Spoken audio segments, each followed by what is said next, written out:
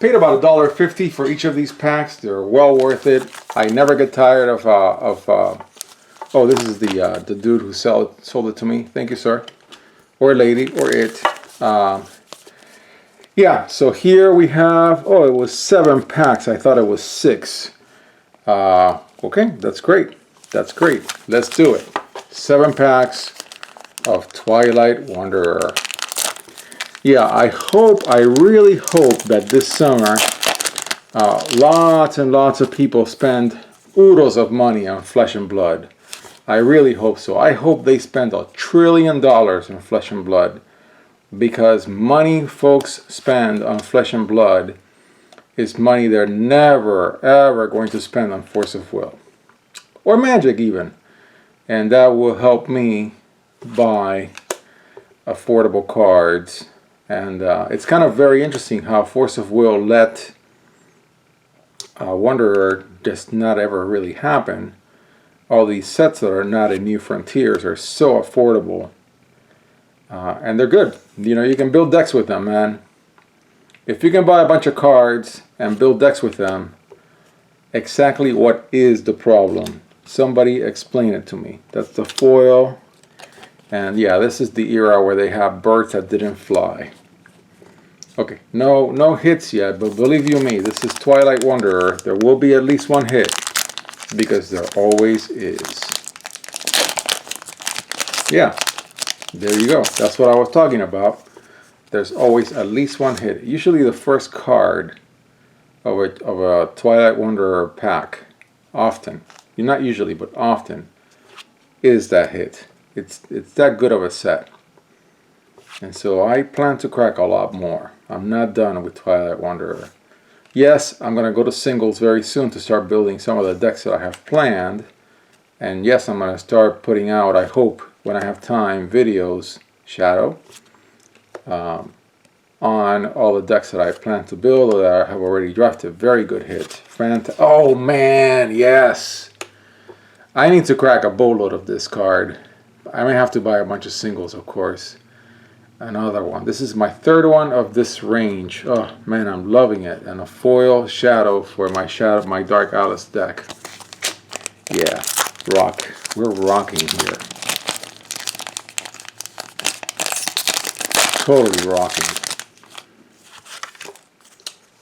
Very nice title. Another Shadow.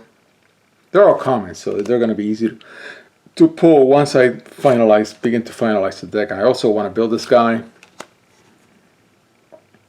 I also want to build a fairy deck. Yeah, more Shadows. Centered on Twilight Wanderer alone, I can think of like 4 or 5 decks that I want to build. Look at this. Look at this. A Guinevere. Fantastic. And the big dude, Leviathan. Yeah, the hits just keep coming with Twilight Wanderer. Yeah. And so yeah, Flesh and Blood. Man, Flesh and Blood is exactly what it felt like to buy Image Comics in the early 1990s. Exactly the same thing. The stores are making a boatload of money. Beautiful.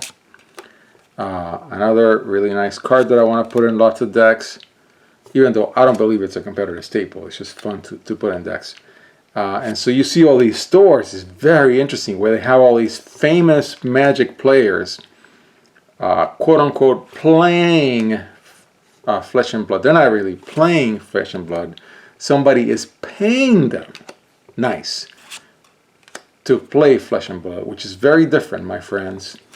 See, nobody's paying me, okay? And yeah, there's a lot of people who crack Flesh and Blood on their channels, but not that many, because 90% of them, all they're doing is buying a booster box, thinking that they have the next Legends or the next Antiquities box in their closet, and believe you me, they do not.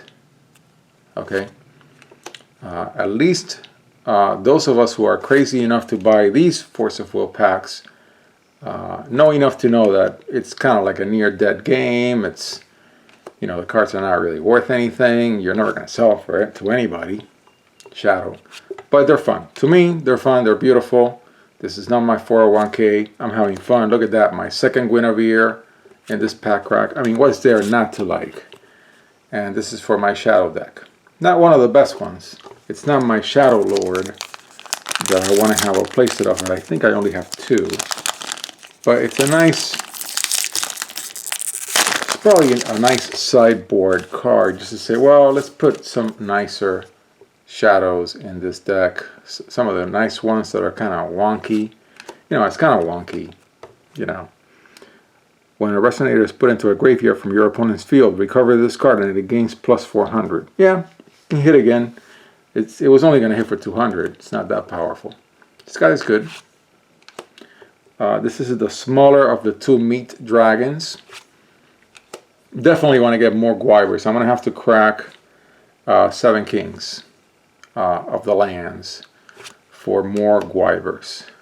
And if not, I'll just order them as singles. Should put this with my staples. This is that combo, the triple combo I want to build to. Yeah, just a random rare. Another bird that cannot fly, one of the 12 apostles. And a foil. I mean, we already have our hits. We have 2 Guineveres in the house. Yeah, I mean, that's nice. Okay, smaller meat dragon.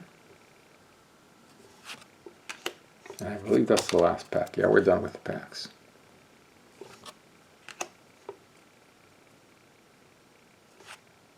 Another Scorn of Dark Alice.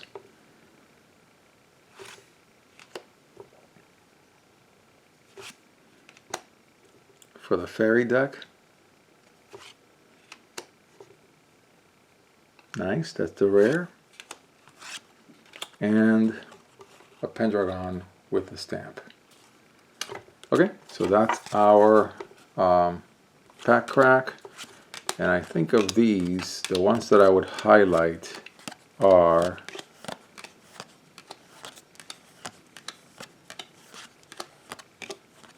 these 4, 5, 6, yeah.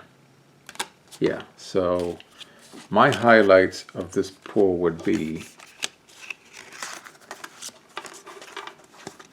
to a lesser extent the Dark Machina. I need more for that Dark Alice deck. Always fun to crack these. Always fun. And then of course this is the what I think is the money. This is still like almost like a $3 card. And Guinevere's.